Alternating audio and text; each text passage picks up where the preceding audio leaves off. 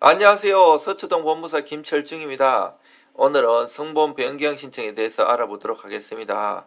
우리가 보통 재혼하게 되면 그 재혼 남자의 그 성본을 따를 수 없고 원래의 성본을 따르는데, 이렇게 되면 그 여러 가지 학교에서 왕따도 당하고 따돌림을 당하는 경우가 많아요. 오늘도 성본 변경 신청했는데, 제가 얼마 전에 성본 변경 신청해갖고 한 달 만에 인용받아갖고 성공한 사례를 한번 말씀드리도록 하겠습니다. 모든 아이들이 행복하지만 그렇지 못한 아이들이 있습니다. 바로 재혼한 가정에서 재혼한 아빠와 다른 성을 가지고 살아가는 아이들입니다. 모두 행복해야 할 이 시기에 자신의 다른 성이 친구들에게 알려질까 걱정하며 가슴 졸인 채 하루하루를 지내게 됩니다. 자신의 잘못이 아님에도 불구하고 아빠와 다른 성을 가졌다는 사실이 알려질 경우 친구들의 놀림이 될 수 있기 때문입니다. 특히 자녀가 어린 경우에는 가족관계로 인해 심하면 따돌림까지 당할 수 있게 되기 때문에 그만큼 성본에 대한 변경은 가능한 빨리 진행할 필요가 있습니다. 의대인은 효주가 태어난 지 얼마 되지 않아 전 남편과의 불화로 이혼을 하게 되었습니다. 여기 효주는 제가 가명으로 썼어요. 서로 잘 살아보고자 한 결혼이었지만 서로가 추구하는 가치관이 달랐고 이로 인해 하루하루가 고통이었는데요. 사실은 혼인 파탄에 대해 남편의 유책 사유가 있었지만 살기에 아무것도 따지지 않고 협의혼을 하게 되었고 자녀는 의대인이 양육하게 되었습니다. 이었고 효주는 자라서 너무도 이쁜 7살이 되었습니다. 행복은 함께 찾아오는 건지 의대인도 가치관이 맞는 현 남자를 만나게 되었고요. 자녀까지 사랑으로 보듬어주는 그와 재혼까지 하게 되었습니다.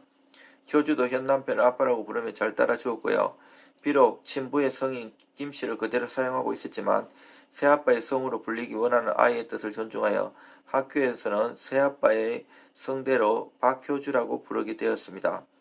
그러던 중 같은 반 아이들이 같은 유치원에서 전학한 친구를 통해 성이 다른 것을 알게 되고 이를 묻는 과정에서 엄마의 재혼을 알게 되었어요. 아이들이 이를 놀리며 따돌리게 되었고요. 결국 효주는 어리고 여린 마음에 큰 충격을 받았고 부부는 딸의 상처를 더 이상 지켜볼 수 없어 결국 이사와 전학 절차를 밟게 되었습니다. 하지만 이사를 한 후에도 걱정은 계속되었고요. 비록 새로 전학한 학교에서도 현재의 사정을 잘 설명하여 학생 기록부에 박효주로 등록하게 되었고요. 새로운 학교에서 시작할 때 아이들에게 혹시라도 자신이 김효주인 것이 밝혀질까봐 걱정하는 상황이었는데요.